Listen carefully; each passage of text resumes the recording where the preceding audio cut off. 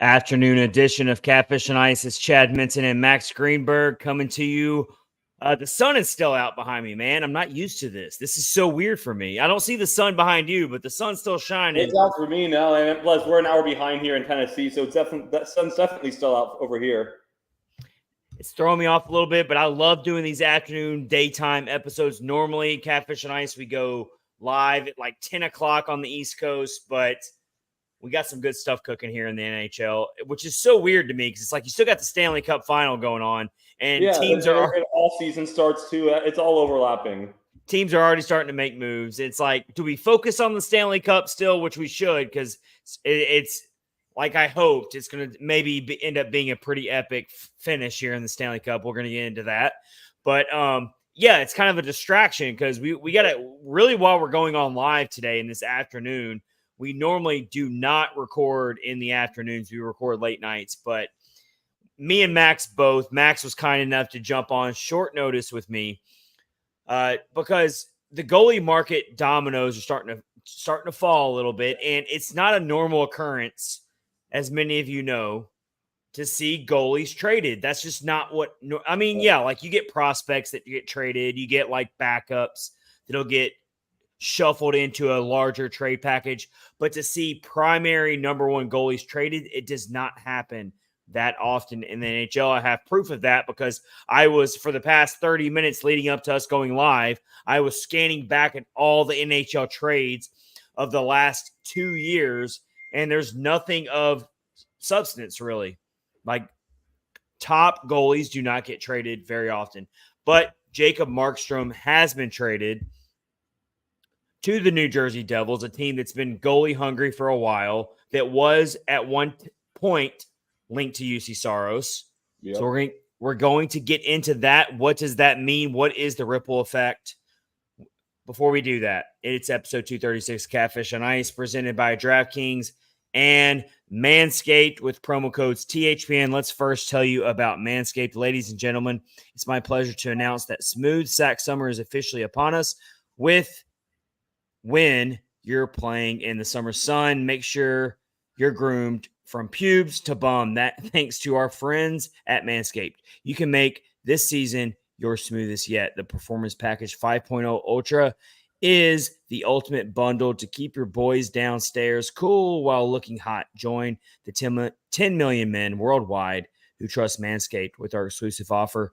Get 20% off plus free shipping when you go to manscaped.com and use code THPN. Summertime and the trimming is easy, makes things so much easier. You don't want to have any mishaps down there when you're trimming, and that's why Manscaped is awesome with their Performance Package 5.0 Ultra. Has everything you need to prepare that summer bod. Everything every man knows how scary it can get when going for a close shave below the belt. That's why I trust Manscaped. It's waterproofed. It's got all the features.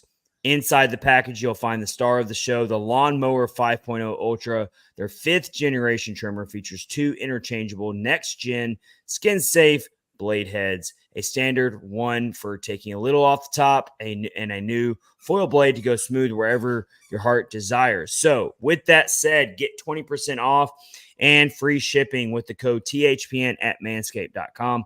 That's 20% off plus free shipping with the code THPN at manscaped.com. It's Smooth Sack Summer, boys. Get on board or get left behind.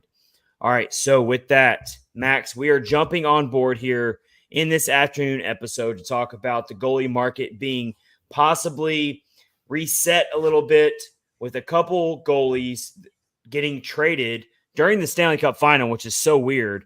Crazy. I mean, it's weird stuff. But Jacob Markstrom is probably number 2, I would argue, to Juuse Saros when it comes to the biggest goalies out there that were on the trade block. And so with these dominoes falling, Max, I mean, let's first of all, let's put the trade up there.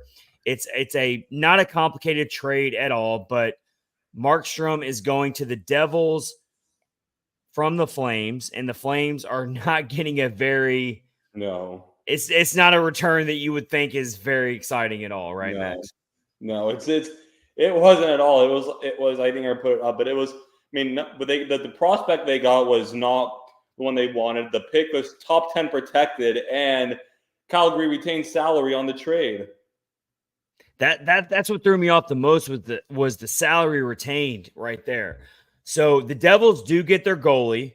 They get Jacob Markstrom, a very high quality goalie, top tier goalie.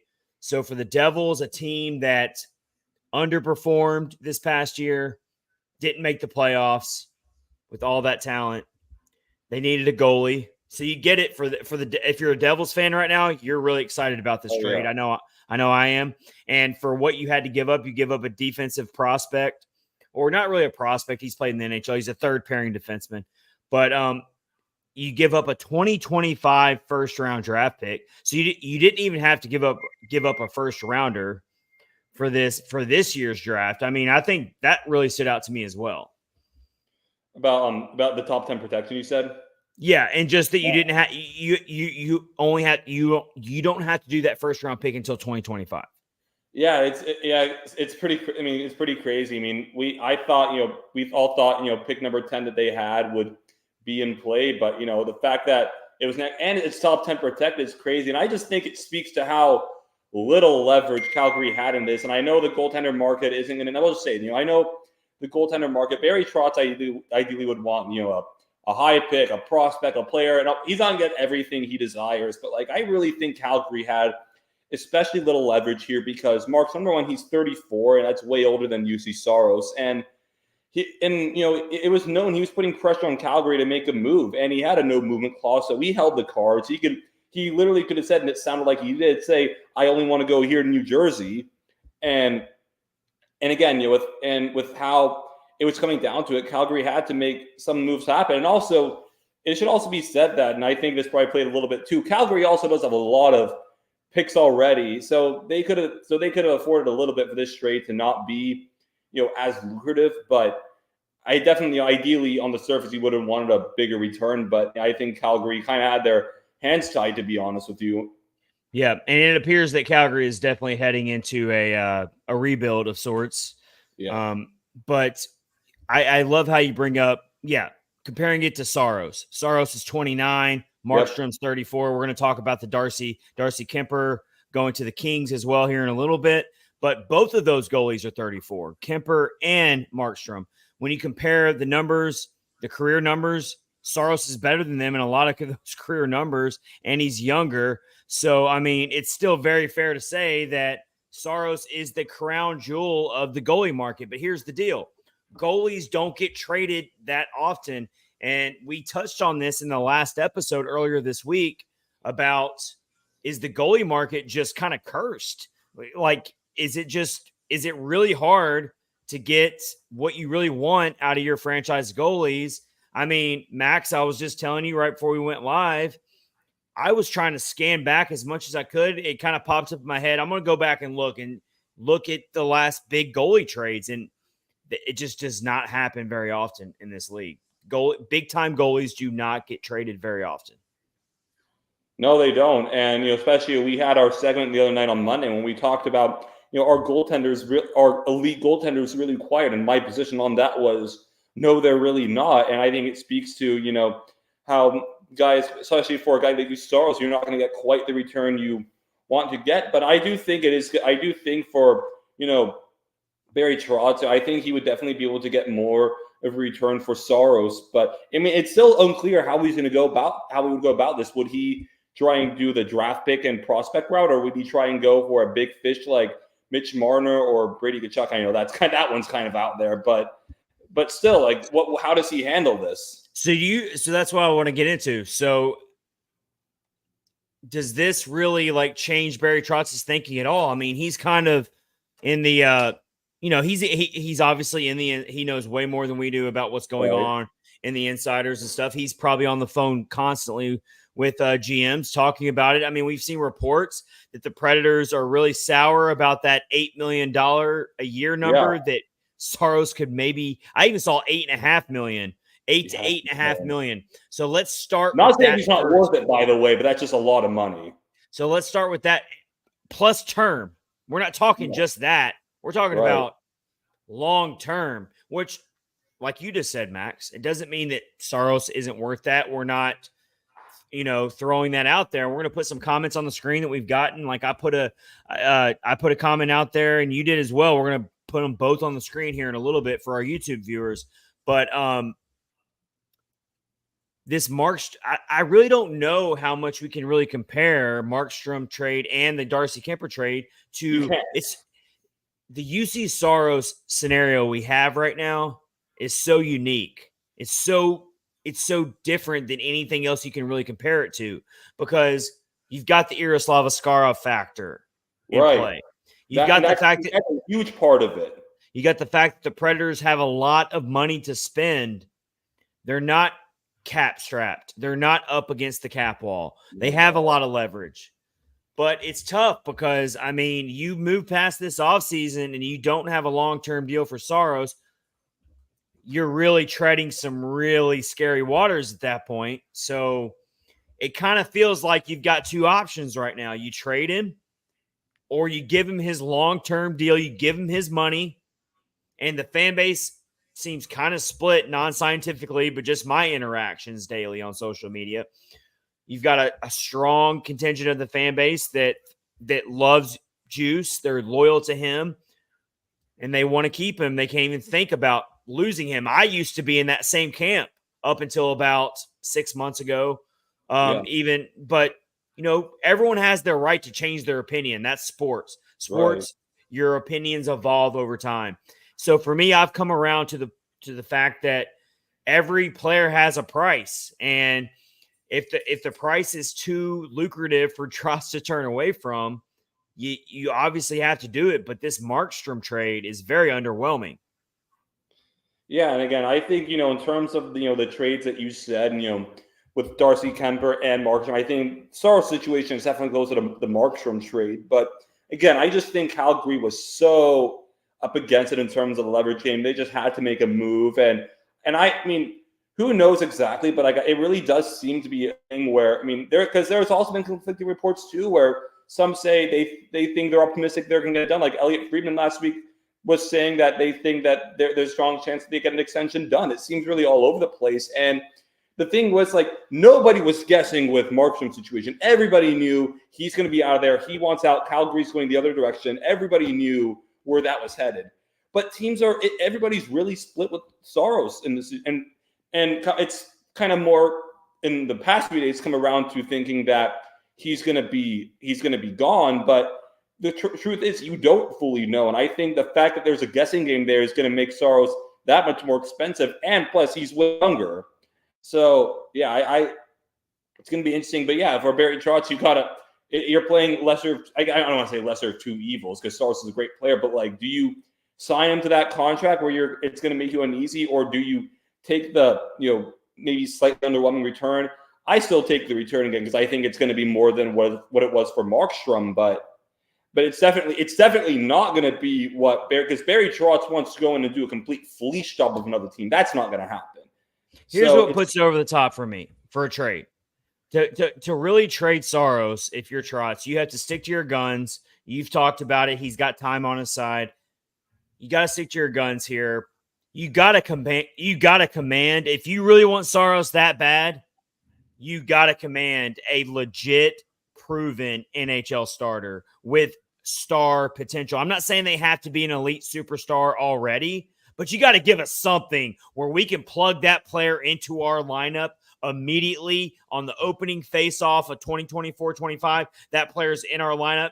He's in our top 6 or wherever he's at in the starting lineup, and he is going to start producing. He's going to immediately fill a need. Yeah. It's got to be a 1-for-1 swap in that regard, but I'm expecting a really high draft pick on top of that. It's not a one.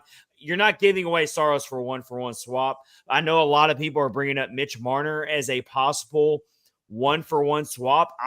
I've been very clear that I'm very against taking on Mitch Marner. It's just there's too much catastrophically that can go wrong with that. It's a very high risk, high reward type of scenario for me that just kind of freaks me out. But if they're going to do it, and I feel like the Toronto Maple Leafs are one of the few teams remaining that could still want Saros and need Saros and be willing to give Trotz what he wants in return, you got to give us something more than Mitch Marner for me. Otherwise, I'm walking away. I mean, and then you go from there. I just don't know how it would turn out. I mean, Marner's obviously a superstar, and I don't really know how exactly. I feel pretty confident though that if Saros ends up getting traded, it's not going to be quite for what Barry Trotz wants. It's going to be definitely for lesser value than ideally we'd want. But here, this is kind of this is going to be a little bit of going off a curveball. But I'm going to say one thing I've seen a lot of people saying, and I think I'm probably the only one that I've seen who feels differently. With LA trading for Darcy Kemper, that is, I don't necessarily think LA is like that out of it, because if you look, they were trying to make a huge improvement to their goaltending situation. And I think, Kemper's won a Stanley Cup. He has experience as a starter, but I don't think that trade really elevates their goaltending room quite the way they want. So my thought is, if the Kings are still potentially looking to get a deal done for Juuse Saros, could Kemper come back and retain salary situation? I saw that you brought that up on X yesterday, and I thought that was really smart of you to bring that up, because it's a very wise move if you could pull it off on Trotz's part, playing chess, not checkers, if you will. But man, going from Saros to Kemper. Well, of course you get way more. You wouldn't just. Of course. Right. And it's not that Kemper's not a quality, but at that point, I would rather just keep Lankinen around. I trust Lankinen more than I trust Kemper. So I don't know. I mean, I also saw something earlier. Apparently, Elliot Friedman said that Detroit could be in on the goaltending market too. There's going to be teams out there. There's definitely other teams out there for sure. I'm not trying to say that Toronto is the only team or that there's no other teams. I'm saying that the market is shrinking for goalies. It is. It's shrinking, and I get it that, like I've got some good comments on social media. A lot of fans are really smart in this fan base, and I love them for that. And they always challenge my opinion, and I love that. And so one thing was brought up about, okay, well, when you trade goalies at the deadline, historically, they don't get as much value because teams don't want to take as much of a risk, because you have to get used to a new team and whatnot. Yeah. There's so many variables in play when it comes to this. And that's why, again, I'll say, as I said at the beginning of the episode, goalies do not get traded very often. There's the other goalie trade, though, that happened in the midst of the Stanley Cup Final. Crazy. Speak of, how is Washington taking on Pierre-Luc Dubois' contract 7 more years at that cap hit? What are they thinking? They are cashing their lottery. They're trying to play their Powerball numbers and hope it hits, is what I see out of that. Because one thing we will say is Pierre-Luc Dubois is a huge talent, and he has his stretches where he's a very dynamic center and playmaker, but the guy cannot find a home. He cannot find a place that he can stick at. It is a very weird trade. I didn't expect something like this to happen. He is about to be 26 years old. Pierre-Luc Dubois. This is his 3rd trade. I mean, something's going on, yeah. For that level of talent. And so the Kings get Darcy Kemper, and as you bring up so wisely, Max, it doesn't mean they're done trading for goalies necessarily. I don't think so. My ultimate dream out of this, and again, this is why, before you guys come at me, this is a dream. This is not going to happen. My ultimate dream, though, is that you can get a deal done with Ottawa to bring Brady Tkachuk to Nashville. Oh. I mean, but again, that is a dream. Well, it's a smart thing to bring up, though. I mean, you're not seeing that floated out there very often out there right now. And one thing we know is things happen that no one expects. We can right till our fingers fall off about trades we think are going to happen, or the Preds should do this, the Preds should do that, or this team is definitely the top suitor for this player. But every year, things happen that no one saw coming. Even the top insiders of the NHL. Oh yeah.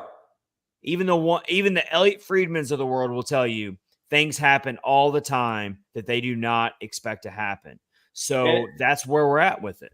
And especially, and I know, like I said, what I said, my scenario is a dream. But if I'm thinking one way that could potentially be plausible is Ottawa when it comes to Brady Tkachuk, they do not want his name out there that they're going to want to trade him. They're going to want to keep that close to the organization. And I could really see, I mean, this might be tough to say, but I could see, honestly, a team like the Preds being the only team they talk to in that regard. Because if you look at it, I mean, last time a Tkachuk brother got traded from Canada, they went down to the Southeast, and that's, closer to St. Louis where they're from. And especially for Ottawa, they're going to be looking for a goaltender. Well, in terms of Southeast teams that have goaltenders who could potentially be traded, well, we might be one of the only ones. So, and we know Barry Trotz too we can suspect he'll be pretty good about keeping things behind closed doors. So that's one where I could see potentially, again, I'm not saying it's likely at all, but that's one where I could really see discussions being held behind closed doors, like really closed doors.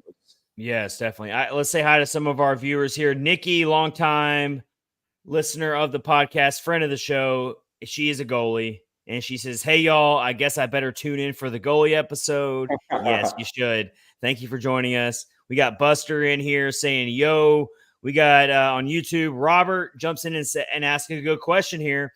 Do you think the Saros question is answered by the end of the draft? Good question from Robert. Thank you. Thank you for giving us that question on YouTube, Robert.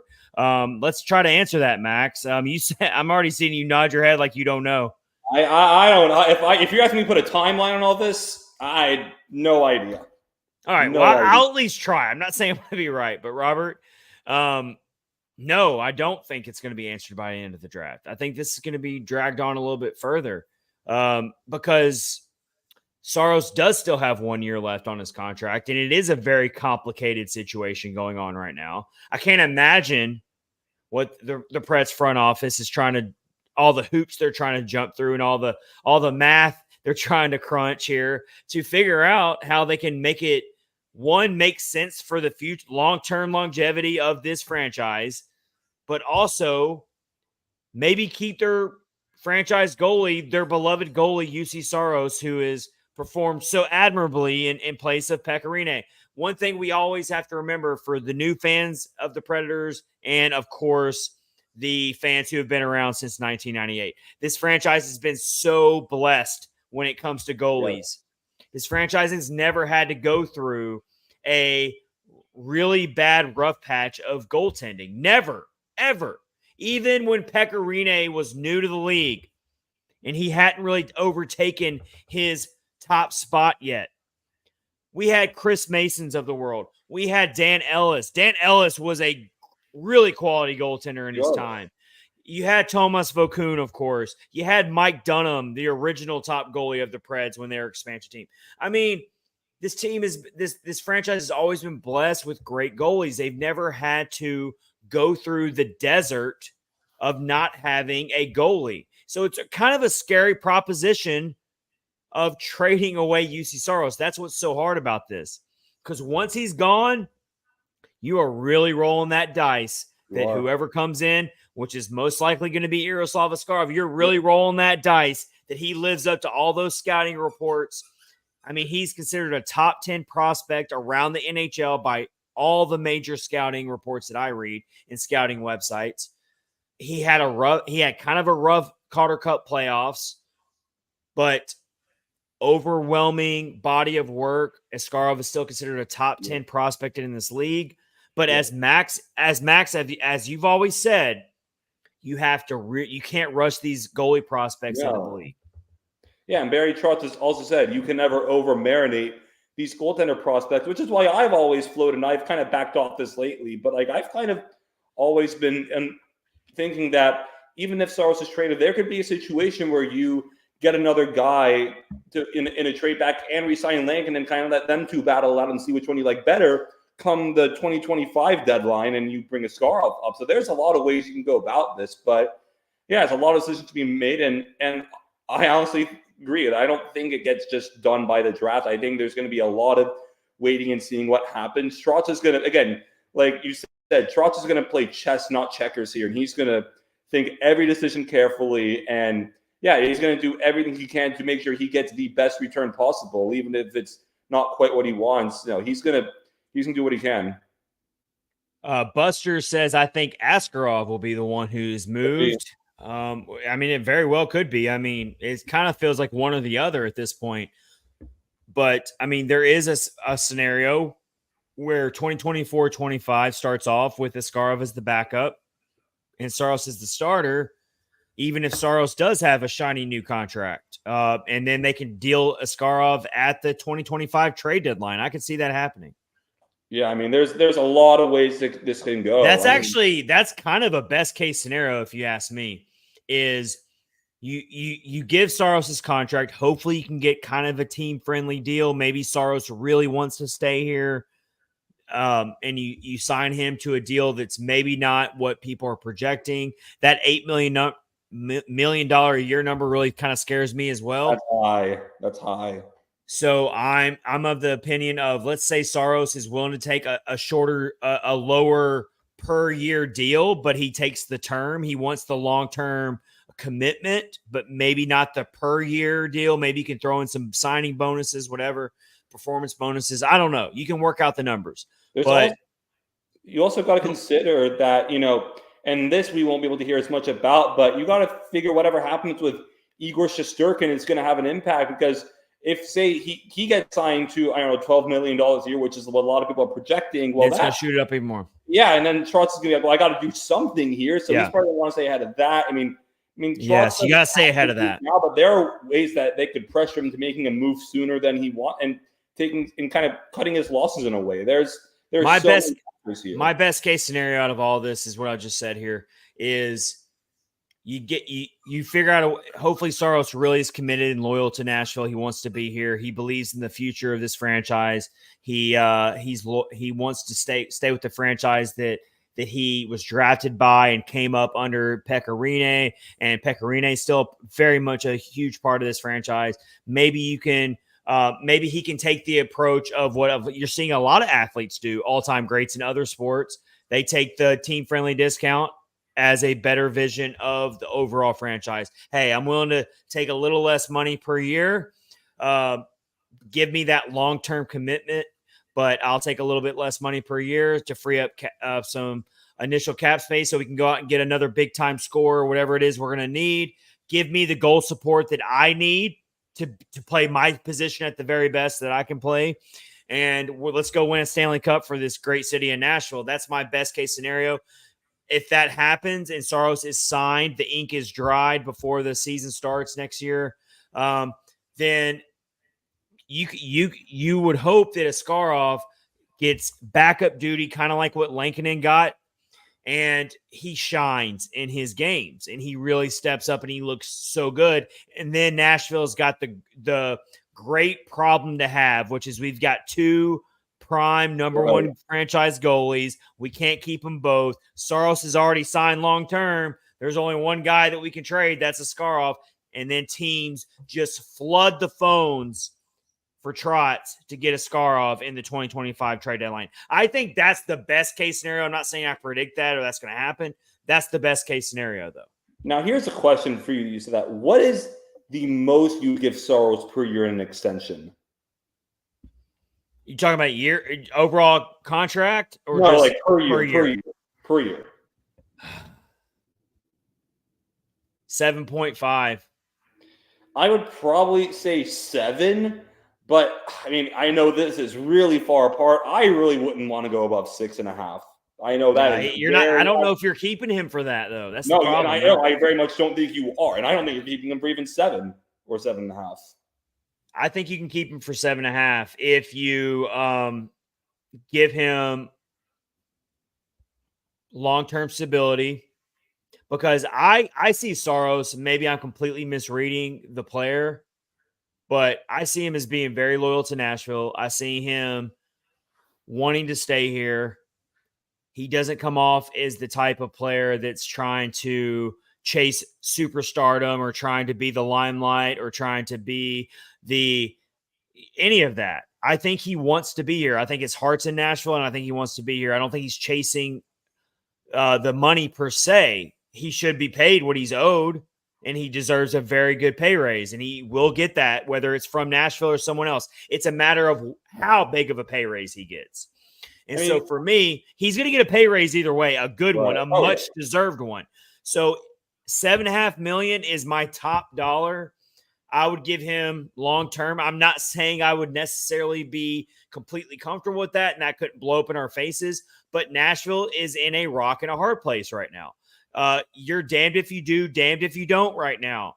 So what's the better alternative? You trade Saros for a really crappy return right now that's not really worth what he does, and then he goes to Toronto or he goes to Ottawa, and he ends up becoming a 2-time Vezina winner and is a key catalyst to get that franchise to the – I just think there's too many things that could go wrong. If the money makes sense and he's willing to negotiate, he's willing to kind of take a team-friendly discount to stay here, then I'll pay him. I'll pay him what he deserves. If he wants to get uber rich and just really max out and hit the market and get that big money, then you might have to trade him. And those are all conversations that are going on behind closed doors right now that we don't know about. I'm just going off what I can perceive sitting on the outside looking in. I think Saros is the type of guy that wants to be here and he wants to stay here. I mean, I could see that, but like it's just how much of a discount will he take? Because again, he's been underpaid for what he does, and especially when you consider that, again, I'm not saying I predict this will happen, but you consider that Igor Shesterkin might make $12 million a year. If that does happen, that's a full, just even going to $8 million a year, that's a full $4 million per year below what. And of course, Saros is not the same goaltender Igor Shesterkin is, but like, is he willing to go lower than that? I don't know. But also, it's not like it's Nashville's fault that he's been underpaid. I mean, the contract was the contract signed at the time. Oh, I yeah. mean, true. So, I mean, like, I don't think Saros has any bad blood thinking, oh, this franchise has completely underpaid me for so long. At the time it makes sense. And I'm not saying you were saying it that way either. I'm just trying to make it clear, like, right. Like, he's the classic example of a player who vastly outperformed his contract, and it really worked out really magnificently for Nashville as long as it possibly could have. But we have been doing segments on this on Catfish and Ice going back to last summer. We have been speculating on this ever since Yaroslav Askarov was drafted, myself included, but other people out there as well. We're bringing up, hey, what does this mean for Juuse Saros in the future? And the chickens are finally coming home to roost on this. And until he either A, gets a contract extension done, or B, he is traded, it's going to be the top topic of everything related to the Nashville Predators, even in free agency. I mean, I honestly just want this matter to be resolved quickly so we can move on, but it's just going to, everything in the offseason hinges on what the Preds do with Saros. But I guess if I'm going to say, if my prediction is made at this point, whether I think he's going to be kept or traded, I think Barry Trotz is ultimately going to ship him off. I think the sides are not going to quite agree on a contract. I think Saros, for as much as he loves Nashville, is going to say, you know what, even if it's not anyone's fault, the fact of the matter is I've been underpaid for what I've been doing, and knowing where the two franchises are, I think it's just going to come to the mutual agreement saying, you know what, both sides are better off moving on. And even if, which I do, again, I'm still going to stand by, I think it's going to be a higher return than what Calgary's got for Jacob Barkstrom, and I think ultimately Trotz is going to pull the trigger and move on. All right. Well, so to refresh everyone's memory, and I'm going to put it on the screen here, Saros's current contract that he's on right now was signed back in 2021 for the $5 million. And just so you know, we all know about the news about Cap Friendly and how they were bought out by the Capitals. Such a weird story. Who didn't use, who, if they would have searched Cap Friendly, they would have known Pierre-Luc Dubois' contract is. So we are a lot of people are shifting to Puckpedia, and you know what? We've actually known Puckpedia for a long time. Puckpedia joined our podcast in the very early days of Catfish and Ice, and we've always known how awesome they do. So we're kind of going to start shifting more to Puckpedia when we share our stuff. But let's look at Juuse Saros. So he was originally signed on this current contract August 16th, 2021 at 26 years old. He was an RFA at the time. So this was his first big-time NHL contract, and he was signed for $5 million. So you think back to 2021, I mean, he hadn't really proven himself as a primary top goalie yet. At the time, it was perfectly legit, but now he's outperformed that. Exactly. So I think that's just what kind of what I want to make clear is Right. Yeah, no, you're right. it wasn't that the team lowballed him and gave him a crappy contract. No, he just outperformed it, which, I get it. I see so much Juuse Saros hate out there. Like, I really do. And it's like, do people realize that this guy massively outperformed what he gets paid right now based on the market? I mean, you look at, he's like outside the top 10 in goalies paid right now. And so this is where the Predators are at. And, it's kind of unfortunate that the Predators didn't hit the nail on the head a little bit better while they had Saros for $5 million a year. They didn't make it to the second round. Right. Throughout these 4 years that they had Saros for $5 million a year. That is such a letdown. Yeah, that definitely does suck. And I don't know what else to say about that other than that's just a shame that they couldn't help him out. And I guess, as far as the Saros hate is, I guess recency bias, since this year was kind of a down year, but and by the time I guess that he put up his best game against Vancouver, that series is pretty much over. But I don't know. I mean, Saros obviously has been a great goaltender for years. He's definitely outperformed that contract, but decisions got to be made soon. And it better not drag into the start of the new regular season. You put Saros on a team with legit elite offensive players. And I'm not saying the Preds don't have a couple of those. Obviously, Philip Forsberg just proved that he's an elite scorer, but you need more than just Philip Forsberg. And, and you need secondary scoring. You need second line scoring. You need a power play. You need all that. And it just didn't work out for the Predators. It kind of went dry at the worst possible time it could have went dry. Like, I would have loved to have traded a few of those games in that 18-game point streak and traded them for the Canucks series, and maybe they could have found enough offense to it just felt like their magic ran out by the time they got to Vancouver. But be that as it may, I can't really pinpoint a lot of times in the playoffs where it was Saros' fault that the team did not go to the second round. It was scoring. Well, besides the fact that he was hurt against Colorado, but you can't even compare that, so we'll never know. But it's just so when let's bring it all back around here. So when it comes to the Markstrom trade, how much does it really affect what Saros is worth or what that? I don't think it really affects it that much, and I think you agree. Yeah, I mean, it does a little, but I don't think it's absolutely. And like I said many times, I'll say it again. I fully expect that the Preds trade him, they're going to get more value than that. Yeah. I think that ultimately the Preds are going to re-sign Saros. I think they're working on it as we speak, probably. I just think that it's such a complicated negotiation right now that it's going to take some time. And it's not like they have to sign him right now. It's not like Saros is going to be a UFA on July 1st of this year. So they have time to work this out. And why would Trotz rush to re-sign him now when he can sit around and wait for, who knows? Someone might come busting down the door and offer a king's ransom for Saros. And then Trotz will be like, okay, I'll take that. I was planning on keeping Saros, but you're busting down my door offering me all of this. Well, I guess I do got to trade Saros now. So I think that there's a lot to be said about the fact that even though it does feel like time is running out because Saros only has one more year left on his contract, and we really want to get this over with and behind us one way or the other, at the same time, Trotz can still be patient here.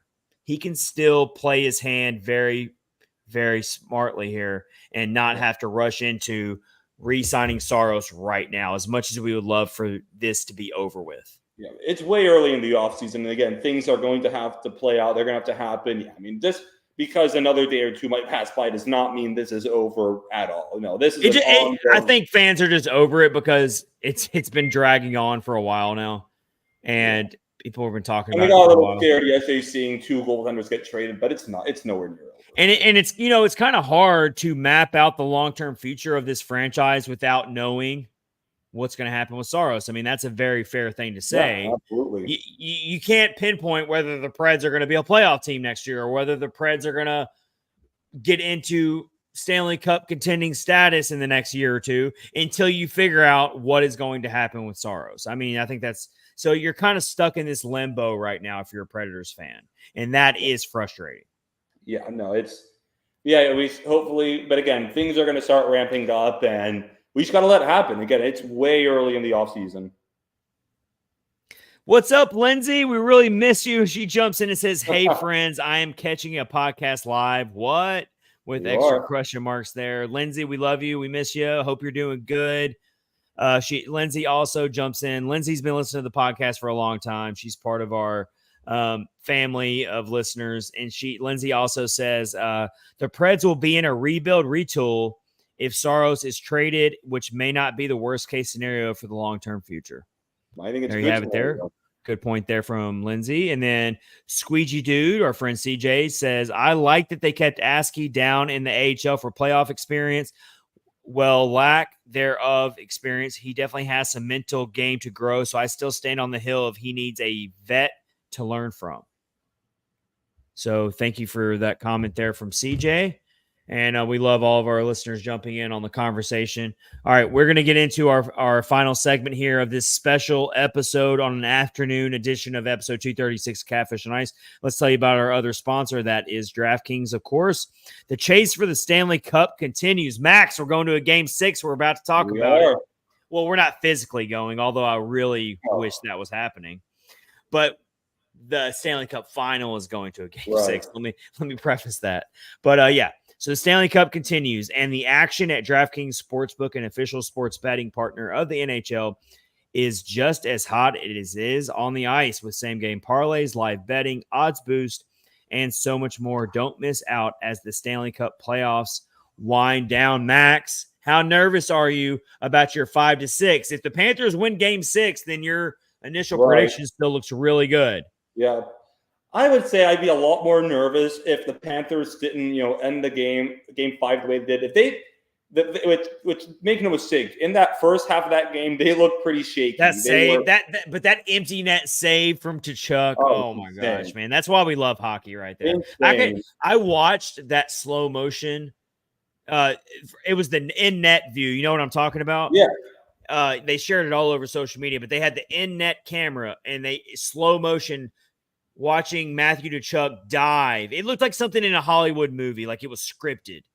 And it was just like, and then of course, dagger, like 2 seconds later, the Oilers get the empty netter anyway. But let's look at the DraftKings odds right now for Game 6 currently.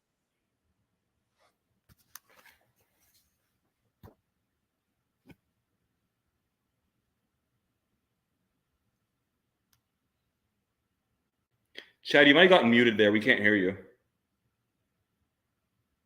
There I am. You hear me now? Yeah, you can hear you now.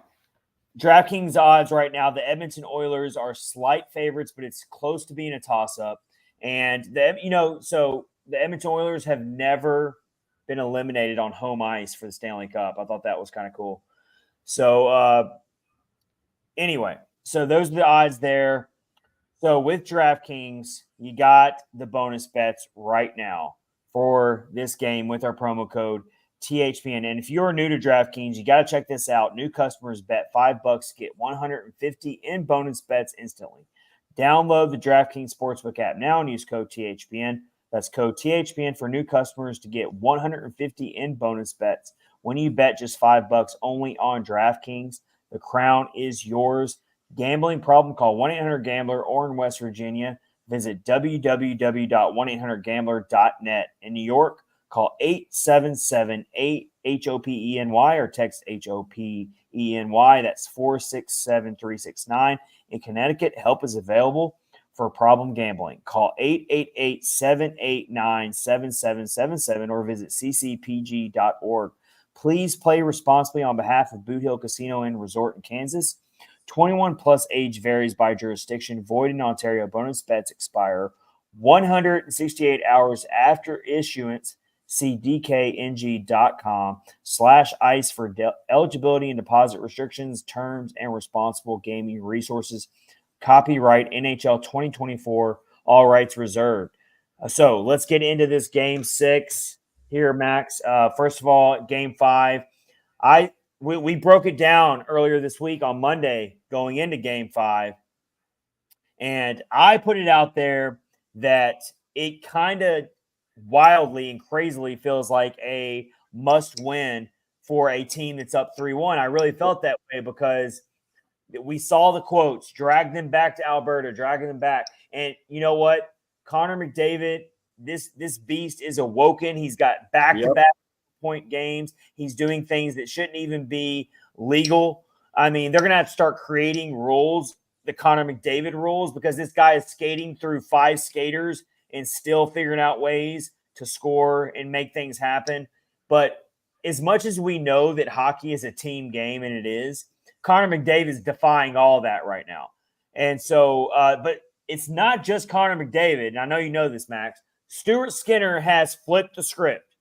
He has become the Sergei Bobrovsky of the first few games. In the last 2 games, it's Stuart Skinner who's putting up like a .95 save percentage. Yep, absolutely. They've definitely flipped the script in that regard. And what I was going to say is, I would definitely feel a lot more scared, though, if Florida did not finish Game 5 the way they did. They started really slow. And let's be honest. I mean, I know, again, playing the would-have, could-have, should-have game is pretty rough, especially in a sport like hockey. But 5-on-5 play, Panthers, honestly, I think, had the edge. And especially because all of the first goal that the Oilers scored was a shorthanded goal on the very terrible Panthers power play that's been this series. The Oilers power play finally feels like it's getting their legs back under them. But 5-on-5 play, I mean, Panthers, they, especially towards the end of that game, they had Edmonton on their heels. They were pushing. It just felt like too little too late. And that just shows me Florida still got some juice in their tank. And for that reason, I think with that, it's going to be really hard again. I know Edmonton's won 2 games, but having to win 4 in a row, ending that way, is going to be hard. I still think that they've Florida already won 2 of them, though, so you can't even say 4 in a row anymore because they've won 2. Now they get to win 2 more in a row. And, I mean, look, I can't see it happening either, but here's what's scary if you're a Panthers fan. It's going to be really hard to win in Edmonton. It's going to be really hard. And I'm really, really worried about Bobrovsky right now because – That is true. Yeah, he is starting to leak. I look at it kind of like starting pitching, or I look at it in baseball, or I look at it like a quarterback in football or whatever. Like, this is the worst possible conceivable time for a goalie slump right now. And if one thing I will give to the Panthers fans to give them a little bit of solace here is Bobrovsky at least is a true and trusted veteran. And so maybe that can work out for you and he can snap out of it. If he was a younger, more inexperienced goalie, I'd be much more worried about Bobrovsky. But he is battle tested. He's been through this before. And so maybe he can get, have a short memory here. But that's what I am most concerned about right now if I'm a Panthers fan is Bobrovsky about to pick the worst possible time to go through a goalie slump? Yeah, that's definitely, I would say, it would be the biggest concern if I'm a Panthers fan. And even you could just tell in that Game 5, he was not sharp. Like the even strength goal he gave McDavid, like he wasn't on his post tight enough. And even one of the pad saves he made, it was off a really harmless play, but he kind of struggled to make it. Kind of looked like it shocked him. Like that's just kind of thing where you can tell, okay, something's up here, and he needs to find it because again, he's going to be the backbone of that team. He needs to. Yeah, he just has to get his game back together, and if he gives up any more, I mean, he just can't give up any more soft goals. I wouldn't say like all the goals, like the only truly soft goal he gave up on Tuesday was that McDavid. I know it's McDavid, but that McDavid shot out of a weird angle. But yeah, I mean, the shorthanded goal was a backbreaker right there. That was bad. But again, there's no doubt that Bobrovsky still is not the same player he was at the start of the series, which was outstanding, and the Panthers need to get back there. And yeah, like you said, this is the worst time you could think of to go through a goaltending slump. One of the thing about the Panthers is they're such a deep and well-rounded team that maybe they can overcome bad goaltending. But then on the flip side, there's this such thing as goalie hot streaks as well. And is Stuart Skinner, of all people, about to hit the hot streak of his life? And he's got the goal support, and he's got the supporting cast of Connor McDavid and all of them to back him up right now. I'm just saying, this was always a dream matchup. I said that in the preview episode of the Stanley Cup Final on this podcast. This was always a dream matchup. I really always expected this to be a one of the better matchups that we've gotten in the Stanley Cup in a while.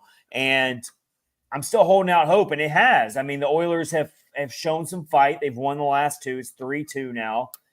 I'm expecting another great game in Game 6. And even if the Panthers go ahead and take care of business and they get their first Stanley Cup, I'll still consider this a really exciting Stanley Cup that had a lot of back and forth and ebbs and flows. But I'm really sorry, Lindsay. I know Lindsay, she's a Flames fan as well. So there's no possible way she can go for the Oilers in this. But just for me, my own personal opinion, I really want to see this go to Game 7, because a Game 7 Stanley Cup Final with Connor McDavid and the Panthers in Florida, I mean, why would I not want to hope for that? So that's what I'm hoping for. But did you see Paul Maurice is quickly becoming my favorite He's coach hilarious. that's not Andrew Burnett.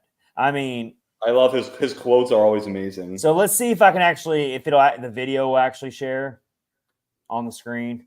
But I want to talk about what Sportsnet shared in the press conference about let's see if I can share it on the screen first for everybody. So there it is. Let's see if it'll play. But Paul Maurice talked about how he watched it 100 times on loop. We'll play it right now and see if it works.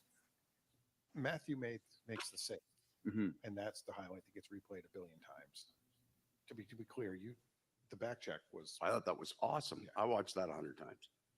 That one was, and we had fun with it too. It was pretty good. Did you? It's been. Just on a loop in the room. Okay. We're gonna run it in training camp when he tries to get in behind and say he can't catch those guys.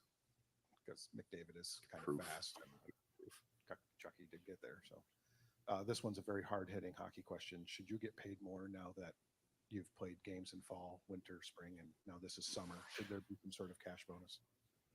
No, I'm okay. I'm fine with it. They pay us in food. They feed us 9 times a day. The players are fine. I've gained 15 pounds. All right, so I just love how Paul Maurice is so he's totally honest. Like, oh yeah, I watched that on a loop. That was like an amazing play by Matthew Tkachuk to just dive and save an empty net goal.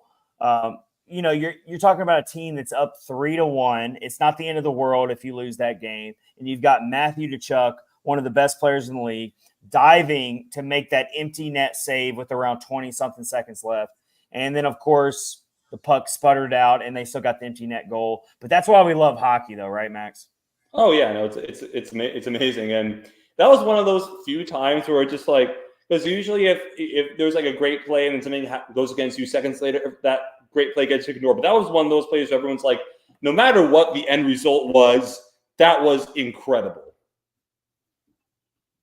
Yeah, and then I mean, just to see Paul Maurice give respect where respect is deserved.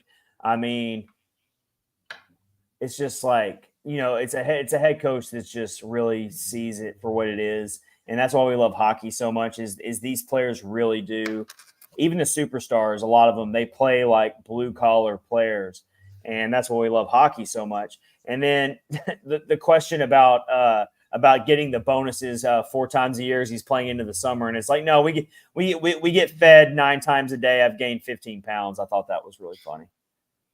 Paul Maurice definitely has had a lot of highlight reel quotes this, especially in the finals. He does. Nikki jumps in here real quick as we round out episode 236. I'm with Lindsay. Oilers suck. Panthers in 6. Lindsay asked a good question here. Does McDavid win the Conn Smythe Trophy either way? Question. I think you have to. Come on, Max. I don't even think that's a good. I think it's a good question to bring it up, but I don't think it's a hard question to answer. Of course, you give it to Connor McDavid. Let's not overthink this, people. Just because your team lost does not mean you're not the most valuable player on the ice in that Stanley Cup. I don't care what happens in Game 6. I don't even care if Connor McDavid is held with the goose egg in Game 6, which is highly unlikely. Highly unlikely. Not really questioned, but I have, in all the years I've watched, I know it rarely ever happens as this, but I've never seen, in my years of watching hockey live, a member from the losing team get the Conn Smythe. So I'm going to be interested to see what that is like. Do they bring McDavid back on the ice for him to claim it? What would happen there? Yeah, I mean, I just don't think there's any way you cannot. And when I say give it to him, I don't want to make it seem like it's a charity case. I don't know how you can't award it to him. He's earned it. I mean, I'm thinking about like early on in the series, it was Sergei Bobrovsky who was going to win it. I mean, if the Panthers sweep the Oilers and Bobrovsky has even a semi-good game in Game 4, then it's no question about it. It's Sergei Bobrovsky that gets the Conn Smythe. But he's had 2 really, really bad games, so he's pretty much fallen out of it. So now you got to start really diving into the numbers and see how this series rounds out. But and we've said it a million times, the Panthers are a deep, well-rounded team. Yeah. So how do you pick a player on the Panthers to give it to over Connor McDavid? Unless you're going to make it a team award and you say the Conn Smythe goes to the entire Florida Panthers because they're all so good. No, you're giving it to the most valuable player. Right. And if you're really going to do it that way, it's Connor McDavid. One underrated option, he probably won't get it, but one guy for the Panthers has been really good this postseason. Gustav Forsling could have a case, honestly. He's been outstanding. He wouldn't deserve it over McDavid no matter the result, but like if there's one guy on the Panthers, that guy could have a case. We have to see how it goes. We have to see how Game 6 goes. Maybe a guy just goes completely crazy and has a 4 or 5 point game or a hat trick or something like that. We got a commenter here on YouTube. Drew on YouTube says Bark would have to score 10. Drew also says pumping his tires is his job. Let's go Oilers. So we got an Oilers fan up in here. Thank you for joining, Drew. Appreciate you a lot. And so, yeah, I'm really pumped for a Game 7. I know I'm very unpopular in this room for saying that. We got a lot of Oilers haters in here. It's okay. I get it. Got some Flames love in here, some Flames fans. But, yeah, we're ready for it. We're ready for this crazy offseason. We had to jump on live here for this afternoon episode of Catfish and Ice. This has been episode 236 presented by Manscaped. Promo code THPN, 20% off and free shipping. And also DraftKings promo code THPN for bonus bets on your Game 7 NHL or Game 6, I should say. I'm hoping for Game 7. But Game 6 bonus bets. And until then, I'm sure we will be back for a new episode next week to round out the Stanley Cup champion and talk about that and continue to break down all the different news that happens. Also, we're really going to have to start talking about some draft content as well because the NHL entry draft is sneaking up on us very soon. So we'll start doing that as well. Until then, Max, I hope you're good, man. Take care. Everyone take care. We'll see you soon. It's been Catfish and Ice, episode 236. See ya. See you guys next time.